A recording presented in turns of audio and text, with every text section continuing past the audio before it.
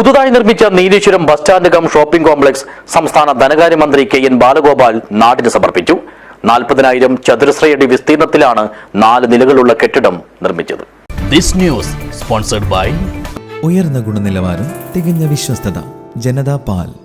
രാജ്യത്ത് ഏറ്റവും കൂടുതൽ വികസന പ്രവർത്തനങ്ങൾ നടക്കുന്ന തദ്ദേശ സ്വയംഭരണ മേഖല കേരളത്തിലാണെന്നത് ഏറെ അഭിമാനകരമാണെന്നും പഞ്ചായത്തുകളിലും നഗരസഭകളിലും നടക്കുന്ന വികസന പ്രവർത്തനങ്ങൾ നേരിട്ട് ജനങ്ങളുടെ ജീവിത നിലവാരം മെച്ചപ്പെടുത്തുന്നതാണെന്നും സംസ്ഥാന ധനകാര്യ വകുപ്പ് മന്ത്രി കെ.എൻ. ബാലഗോപാൽ പറഞ്ഞു.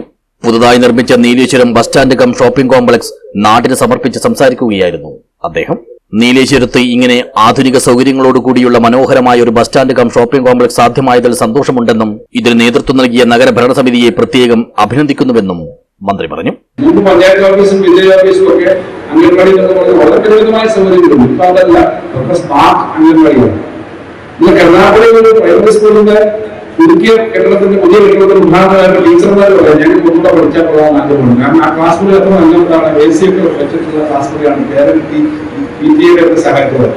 അപ്പൊ സൗകര്യങ്ങൾ വളരെയേറെ വർദ്ധിച്ചു വരുവാണ് കെട്ടിടങ്ങളുടെ പിന്നെ ഓരോ ഓഫീസുകളിൽ.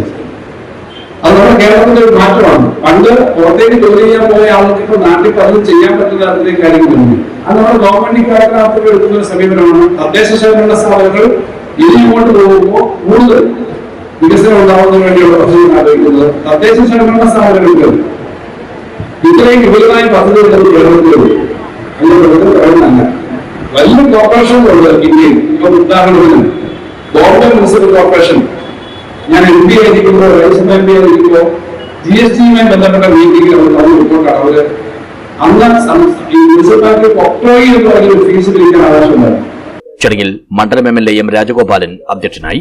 രാജ്മോഹൻ ഉണ്ണിത്താൻ MP മുഖ്യ അതിഥിയായും ജില്ലാ panchayat president P. Baby Balakrishnan വിശിഷ്ട അതിഥിയായും പങ്കെടുത്തു.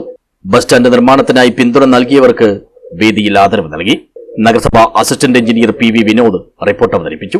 മുൻ MP P. കരുണാകരൻ, മുൻ MLA KP സതീഷ് ചന്ദ്രൻ, ജില്ലാ ആസൂത്രണ സമിതി അംഗം VV Rameshan, KURDFC managing director S. Premkumar, നഗരസഭാ vice chairman PP Muhammad Rafi, സ്ഥിരം സമിതി അധ്യക്ഷരായ KP Raveendran, V. Gowri, Shamsuddin Erinjira, TP Latha, P. Bhargavi, ward councillor T. Sheeba, മുൻ നഗരസഭാ ചെയർമാൻ പ്രൊഫസർ KP ജയരാജൻ, ആസൂത്രണ സമിതി വൈസ് ചെയർമാൻ TV ദാമോദരൻ, മുൻ പഞ്ചായത്ത് പ്രസിഡന്റുമാരായ Iruvatt Mohanan, KV Damodaran, Mamuni Vijayan, press forum president Sethu Bangalam, വിവിധ രാഷ്ട്രീയ പാർട്ടി പ്രതിനിധികൾ, വ്യാപാര സംഘടനാ പ്രതിനിധികൾ തുടങ്ങിയവർ സംബന്ധിച്ചു.